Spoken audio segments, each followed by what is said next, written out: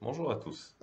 Avant de retourner faire des analyses financières, d'ailleurs que je vais faire en direct dans l'espace membre de l'investisseur français sur les compagnies où j'ai promis de les faire, je voudrais vous alerter de quelque chose qui est intéressant et que j'ai constaté en lisant beaucoup de rapports de compagnies récemment aux États-Unis en fait.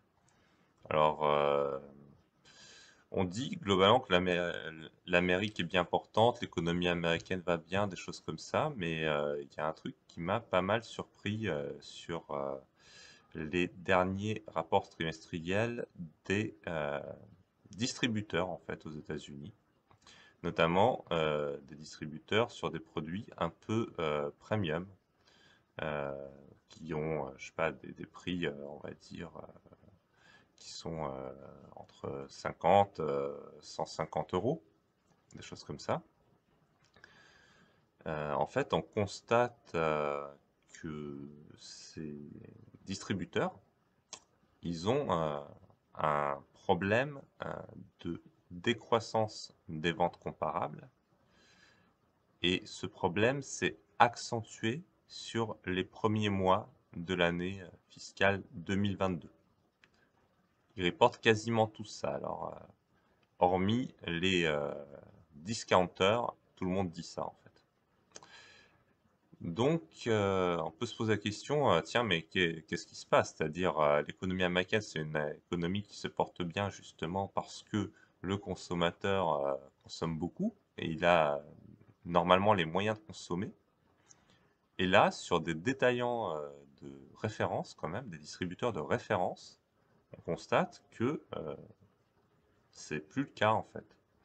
C'est beaucoup moins actif qu'en 2021, en tout cas sur les premiers mois de l'année. Et le ton des management n'est pas du tout optimiste. Alors, du coup, je cherche à comprendre ce qui se passait.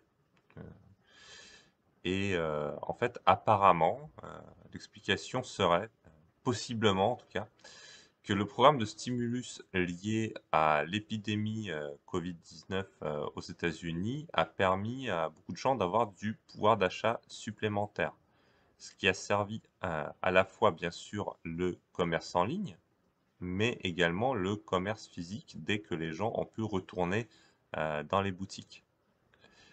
Et le pouvoir d'achat moyen de l'américain, grâce au programme de stimulus qui était absolument énorme aux États-Unis, vous pouvez aller voir les chiffres vous-même, a été significativement boosté. Or, le stimulus en 2022, pour l'instant, il n'est pas reconduit.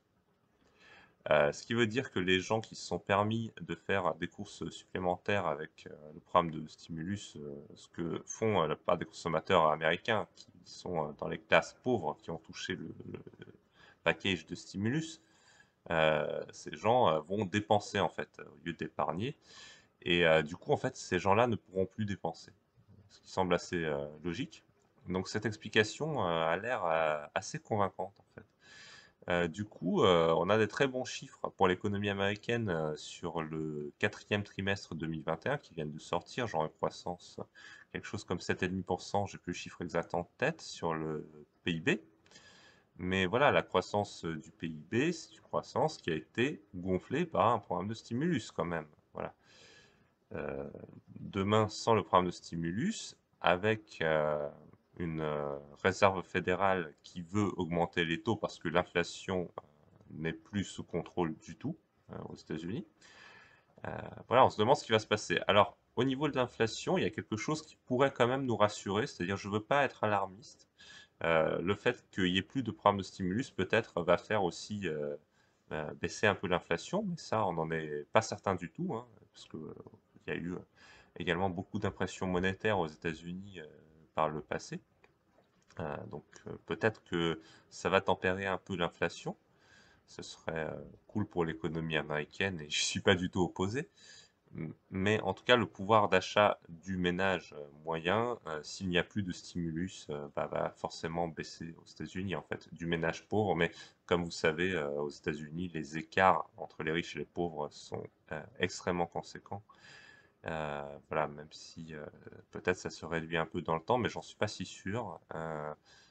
Voilà, les personnes pauvres aux États-Unis n'ont vraiment pas d'épargne et donc s'il n'y a pas de stimulus, il n'y a pas de pouvoir d'achat. Voilà. Donc le pouvoir d'achat du ménage moyen aux États-Unis risque de baisser en 2022 et c'est ce qui semble se passer chez beaucoup de détaillants aux États-Unis actuellement. Voilà, je voulais vous alerter par rapport à ça parce que il y a beaucoup de gens qui mettent des multiples de profits très élevés sur les compagnies américaines. Euh, voilà, on a aussi un petit peu le phénomène en Europe sur beaucoup d'entreprises, mais à moindre ampleur. Mais on a quand même des entreprises aussi comme Hermès qui cotent à 70 fois les profits dans une optique que ça va croître tout le temps. Voilà, mais par exemple, je ne sais pas si Hermès vend aux États-Unis, peut-être que le consommateur américain, voilà, il pourra peut-être plus se payer autant de Hermès qu'avant. Et voilà, en Chine, il y a eu aussi des programmes de stimulus. Le consommateur chinois, peut-être pas non plus. Enfin, voilà, on ne sait pas. On sait que l'économie mondiale, globalement, dans les pays développés comme les pays européens, les pays chinois, les pays américains, a été stimulée par un package lié à la pandémie Covid. Euh, voilà, ce stimulus en 2021 a été plutôt efficace, mais voilà, aujourd'hui, il n'existe plus. Voilà. Et donc, il y a peut-être des impacts à analyser sur chaque compagnie que vous touchez par rapport à ça.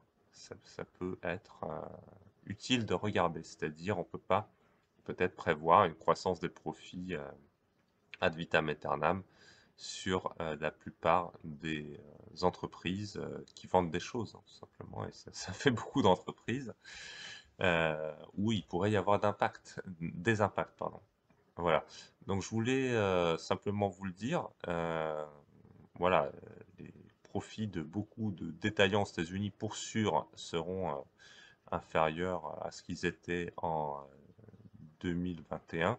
Voilà, les projections des managements, des fois, ils vont jusqu'à dire 33% inférieurs. Alors ça reste des projections.